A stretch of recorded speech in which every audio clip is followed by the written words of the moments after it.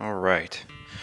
Let's get this out of the way first. The thoughts, views, and opinions expressed on Tailboard Talks Firefighter podcast are solely those of the speakers, guests, and host, and do not in any way represent the thoughts or views or opinions of any other employer, partnership, or sponsor.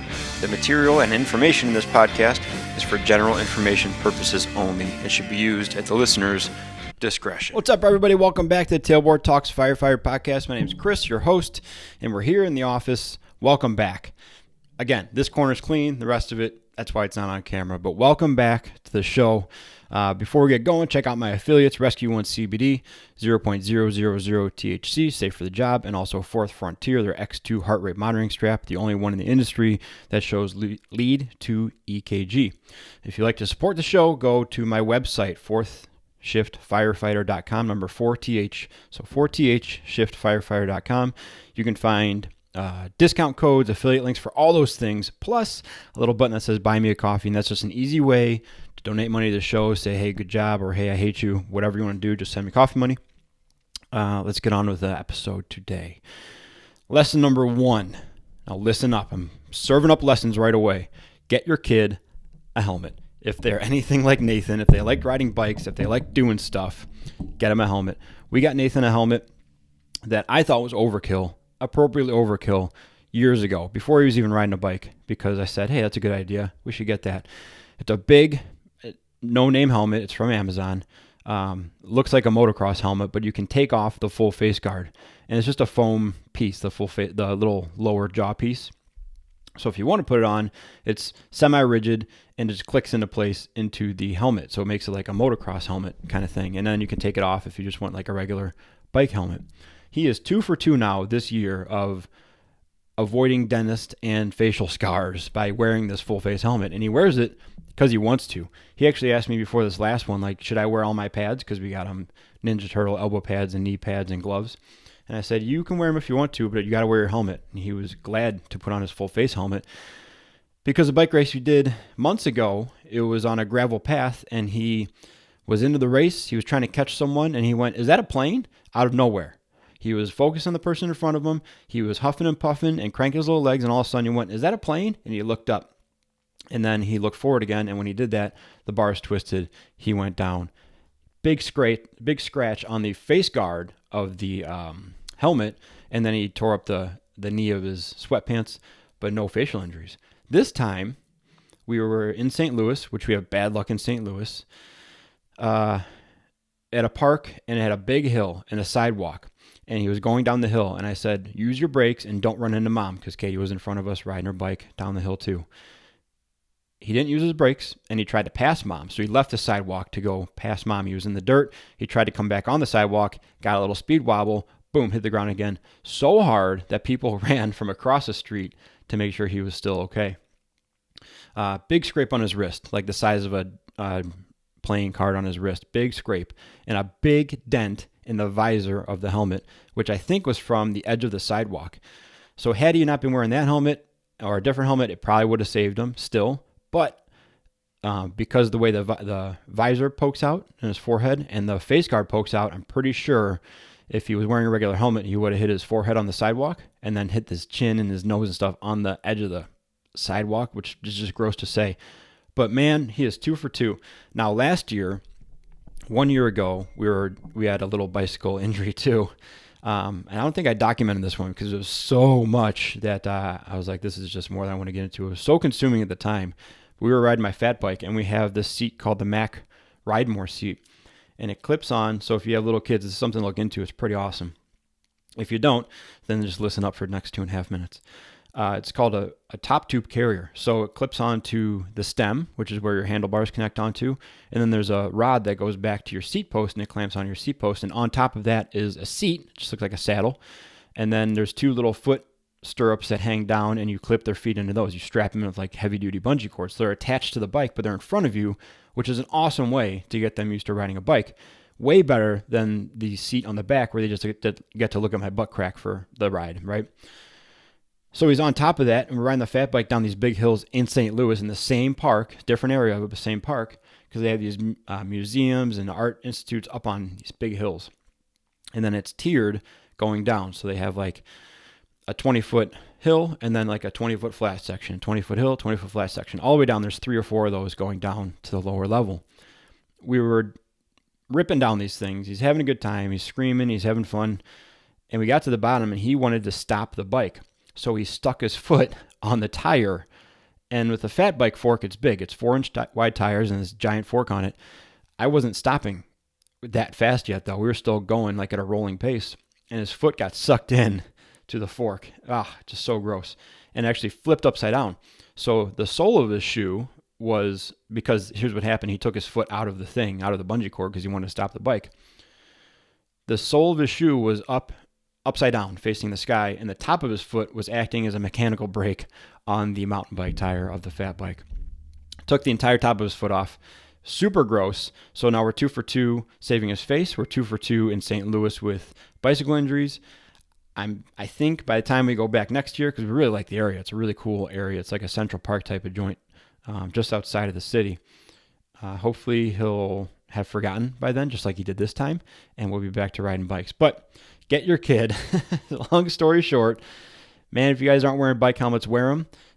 And if you, maybe I'll post that Amazon one. I've sent it to a few friends already too that have had wrecks. But it's a cool little full face helmet. It's very light. He doesn't even notice it. He likes it. It has a dinosaur face on the side of it. It's all good.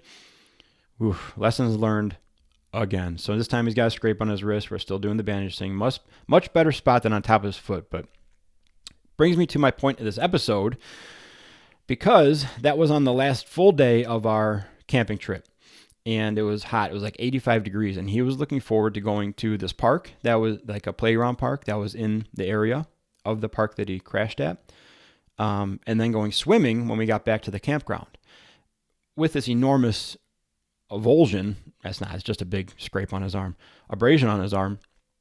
Can't do that stuff. It was gross. So quickly though, what we've been noticing with the kids, which also drives us nuts from time to time, is they switch gears so fast. They switch from, I really wanted to go swimming and I really wanted to go to this park. Well, you can't do that. They throw a little fit and then they're like, I'll just play with my Legos, or I'll just do this, or I'll just watch a show, or I'll just go play bubbles outside. They quickly abandon that first thing that they were so dead set on and so consumed with doing and was going to make their day. You can't do that. They're like, well, I'm not happy about it, but I'll just go do this other thing. And it's something that can also drive us crazy, like I said, because it's like, hey, go put your pants on. And they're like, well, that's not fun. I'm going to do this other thing. They switch gears so quickly. It's also very frustrating sometimes. But a long time ago, it made me think of this thing. There's this woman called the Movement Maestro. Her name is Shantae Coalfield. She's on Instagram. She's a monster in the Instagram space. She was a physical therapist, then left that and started running more of like how to build your business, how to run courses, how to optimize your business, stuff like that. So now she does more of that stuff, how to build small businesses through Instagram. A long time ago, she did a post called Diversify Your Happiness. And I tried to go back and look for it, but one of her things is she posts prolifically on Instagram. So much stuff, so much good stuff. So finding this one post was scrolls and scrolls and scrolls down. I couldn't find it. I couldn't remember if it was a blog post, if it was a Instagram post, what it was, but it was all about diversifying your happiness. And the points I got from that, which may not necessarily be the points that were in it, but the points I interpreted from it were basically have a couple things. So if one doesn't work, you got something else to fall back on. And I think that's something that we have a lot of trouble doing compared to the kids, because we got so much stuff to do and so much stuff we have to do. It usually only leaves time for like one thing for us to do for ourselves, or one thing to do outside of the structure of have-tos that makes us happy. And if that one thing can't happen or falls through or gets kind of messed up, then we got nothing. And then frustration quickly sets in. And it's like, well, I guess I'll just do nothing then. And then we scroll on our phone, which, by the way, I'm not saying that's a bad thing. I'm going to get to that in a second, why it's not a bad thing at all. But it's kind of a fallback, right? They also have imagination. They have nothing else to worry about. And they have so much crap. They have so many things to go do that, yeah, if you can't go to the pool, we brought a bucket of toys and outside stuff for them to do. It's not that hard for them to pick up something else. But we're much more time restricted. Our imaginations are much more restricted. Our interests have whittled down because of our physical ability, or just like, I'm over that. So it's a lot harder for us to switch gears and diversify our happiness so one thing falls through, all our eggs aren't in that one basket, and we can just go have fun doing something else. But I wanted to kind of shed light on this today because it's not that hard to build out that algorithm or that list of stuff to do once you start kind of building out the tree of how it works. There's many more things around you that you enjoy doing that you can fall back on if you just structure it a little bit more in your brain. A lot of us can't do nothing. We have trouble doing nothing. It's got to be like a purposeful nothing. It's got to be a nothing with a point to it. Maybe that's like the name of this episode, is the importance of purposeful nothings. You can't, like when somebody says, I want to do nothing for the next 3 days, or I want to do nothing this afternoon. If they say I want to do nothing Sunday, I'm like, okay. I don't know what that is. Is it just sitting on the couch? Is it literally doing nothing? Is it sitting there? I can't do that. Usually what I process that as is like, I want to do something that does not require decision making or effort on my part mentally. Fine with physical effort part, but mentally. So I want to do nothing that makes me think or critically think or make decisions for myself or other people. That sounds like a great time. So that's the first branch off in this algorithm. If you start building this tree out in your head of like things I like to do, the first thing I think of is it going to be something physical or not physical? If it's physical, you got a list of like going skating, riding your bike, dropping into an open mat, yard work. That's a physical thing that is fun. A certain amount of it. I'll readily admit that my yard does not look good because I barely got the effort to mow. I definitely barely once a month do like the weed whacker thing around the edging and trimming and stuff like that. But like Katie likes to plant flowers and doing gardening. We have a little garden for the kids. That stuff's more fun. Splitting wood, something is purposeful that we're going to use 4 months from now when it's 0 degrees, because it's the middle of summer, so we have 4 months until we have a foot of snow. It's got to be a purposeful nothing. So do I want to do physical stuff or non-physical stuff? On the non-physical side, it's like, do I want to try to write a blog post? Do I want to try to skeleton out a podcast episode? Do I want to create some stuff for the show? Do I want to read a book? Do I want to watch a YouTube video? Do I want to get into a show or documentary I've been waiting to? Or all the way down to, now this is the next level of the tree. How much time do I have? Do I have time for a 2-hour bike ride? Do I have time for a 45-minute workout? Where does that factor out in the time restriction, right? On the non-physical side, time plays a factor too. Do I have time to watch a 1-hour recap of the last week's gravel race, the Unbound race? Or do I have 5 minutes to go online and dissociate for a little bit and distract myself and send funny and abrasive memes to my friends? It all falls into the algorithm. It falls down to your personal decision tree of diversifying your happiness. I did a talk. So before this was a podcast, like an audio form, primarily podcast, I did like 3 to 5 minute little videos of, and they were called tailboard talks. But this is how things started. But it was a lot, and I wasn't good at the camera stuff, and it was a ton of effort for 5 minutes, a lot more editing, blah, blah, blah. And one of the talks I gave, which Matt Spade just brought up the other day, he posted about it as well, is a mental health SMO. Now, it being a mental health month, I thought that was an important topic to tie in too. But this is the same thing, an SMO, right? We have SMOs and SOGs and policies and all those things at work. And it's depending on where you work, you either love them or hate them. You have a lot of them or a little of them.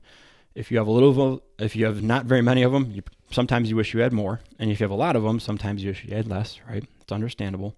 But it's the framework for how to operate. And I consider them very useful. Because if you're at a loss, you just go back to the guideline. You go back to the policy. You go back to the algorithm that's preset for you that people have said, this is a good way to go through this. Now, when it comes down to mental health and diversifying your happiness, I see the same value there.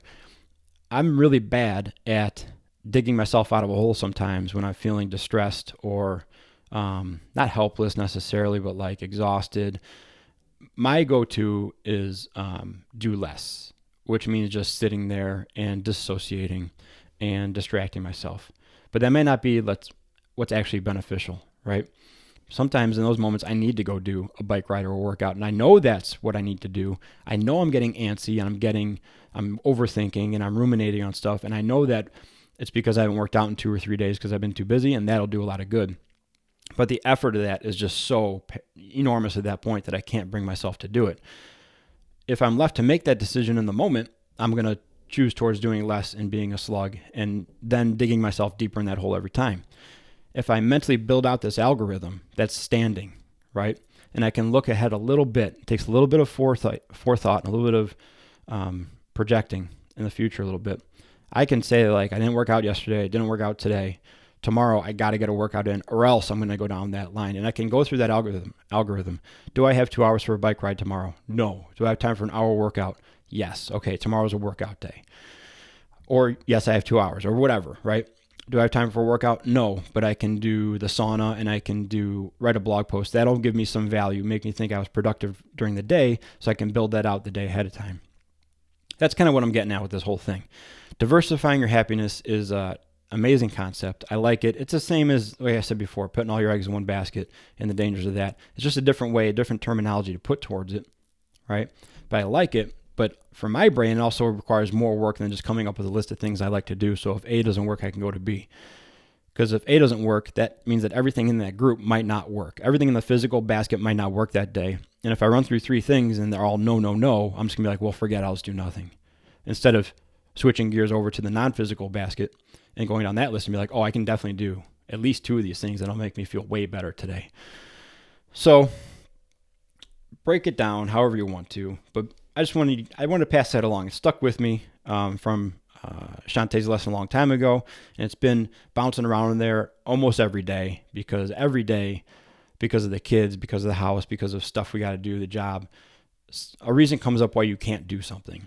And if we don't prearrange those thoughts in our head of like, well, if that doesn't work, what can I do? Then we end up doing nothing. And like I said, disassociating on your phone and scrolling isn't a bad thing. Right? Distracting yourself for a little bit isn't a bad thing at all, because sometimes that's what we need. We need a break.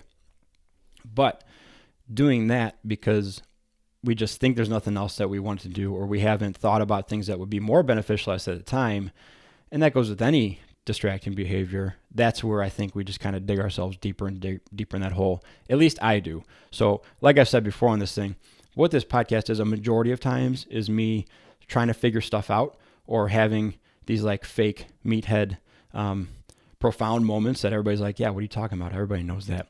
And then pretending like they're profound and sharing them with you guys. But you never know. Maybe one strikes home and maybe you like it, or maybe you just don't hate it. I don't know. Thanks for hanging out with me today and listening to me ramble. Please go check out my affiliates on the website, fourthshiftfirefighter.com, 4thshiftfirefighter.com.